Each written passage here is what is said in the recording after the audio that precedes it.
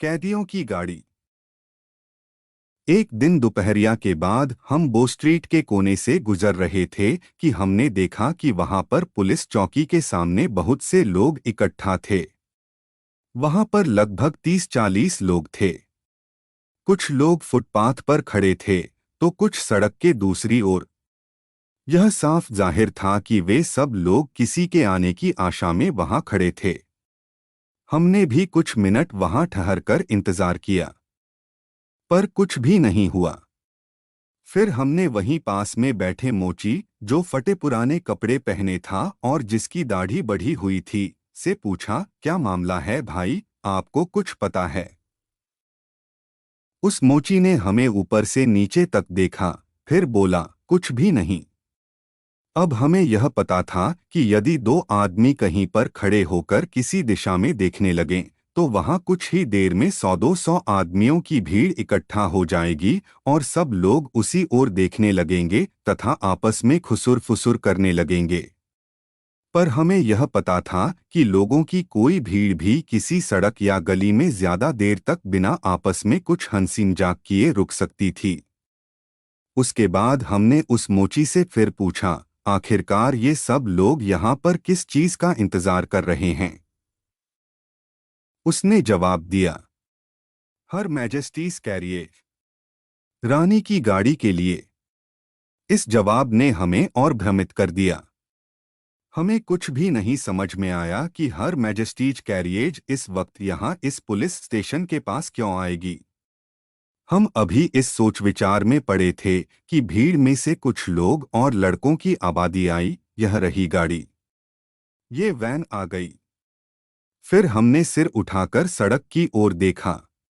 बंद गाड़ी, जिसमें अलग अलग पुलिस थानों में से कैदियों को भिन्न भिन्न जेलों में भेजा जाना था, पूरी रफ्तार से आ रही थी।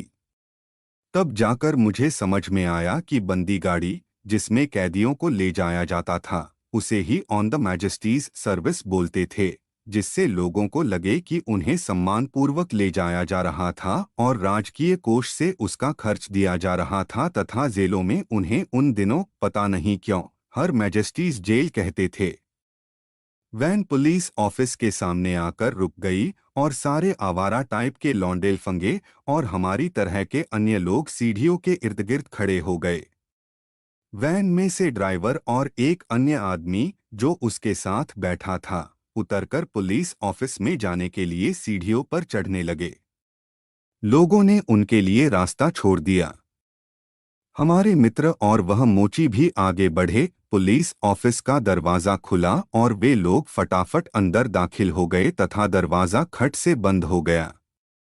अन्य लोग आशापूर्ण निगाहों से दरवाजे की ओर देखने लगे। कुछ मिनटों बाद दरवाजा खुला और वहां से दो बंदी निकले। वे दोनों लड़कियां थीं, जिसमें से बड़ी 16 साल की रही होगी और दूसरी छोटी अभी 14 वर्ष की शायद नहीं हुई थी। उनके चेहरे मोहरे से लगता था कि शायद वे बहनें थीं और उनको देखने से भी लगता था कि वे दोनों ही बहुत गरीब घर की थीं। पर उन दोनों ने उस वक्त सस्ते व भड़कीले कपड़े पहने हुए थे और पुलिस ने उन दोनों को एक ही हथकड़ी से जकड़ रखा था। छोटी वाली लड़की बहुत बुरी तरह रो रही थी, इसलिए नहीं कि उसका कोई असर पड़े या दिखाने के लिए, बल्कि इसलिए कि वह बहुत शर्मिंदा थी। उसने अपना सिर अपने रुमाल में छुपा रखा था और वह बहुत दुखी प्रतीत हो रही थी। एमिली, यहाँ पर तुम्हें कितने दिन रखा जाएगा? लाल मुंह वाली एक महिला ने भीड़ में से चिल्लाकर पूछा। 6 हफ्ते की कैद बमशक्कत, बड़ी बहन ने कुछ हंसते हुए उत्तर दिया। और यह स्टोन जग से बेहतर है, सेशन की डील मिल से बेहतर है, और यह बेला है जो पहली बार जेल जा रही है। अपना सिर उठाओ बेबी, उसने कुछ हंसते हुए कहा और अपनी छोटी बहन के चेहरे पर से रुमाल हटा दिया। अपना सिर ऊपर उठाओ और उन लोगों को दिखाओ। मैं ईर्ष्यालु हूं। ठीक है, ठीक है। एक आदमी जिसने कागज की टोपी पहनी हुई थी, भीड़ में से चिल्लाया, जो इस प्रकरण से खुश था। ओह, इस सब में क्या गड़बड़ी है? बड़ी लड़की फिर बोली, अंदर आ जाओ तुम दोनों। ड्राइवर बीच में बोला, कोचमैन तुम कोई जल्दी नहीं करना और याद रखना मैं कोल्ड बाथ कोल्ड में बड़े से घर में जिसमें अच्छा लॉन हो और सामने गार्डन में ऊंची दीवार हो में रहना चाहूंगी। हेलो बेला, तुम यह क्या कर रही हो? तुम तो मेरी बाह ही उखाड़ दोगी।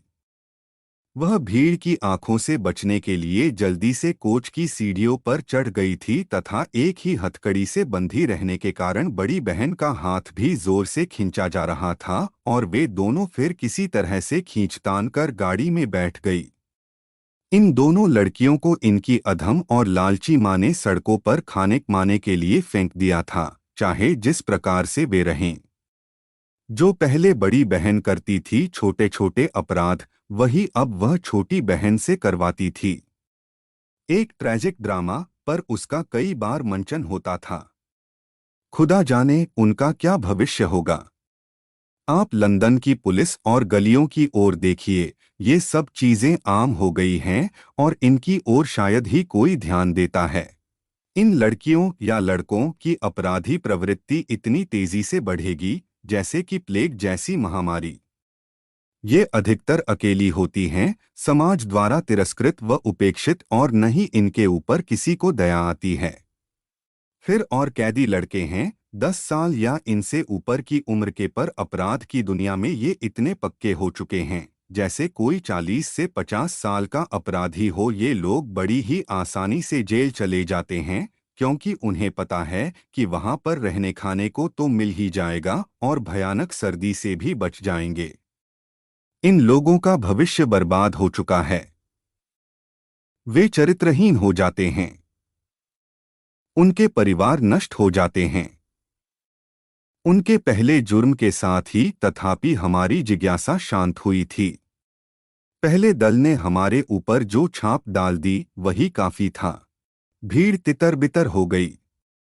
बंदियों वाली गाड़ी चली गई जिसमें वे अभागे लोग बैठे थे और हमने उसे फिर कभी नहीं देखा।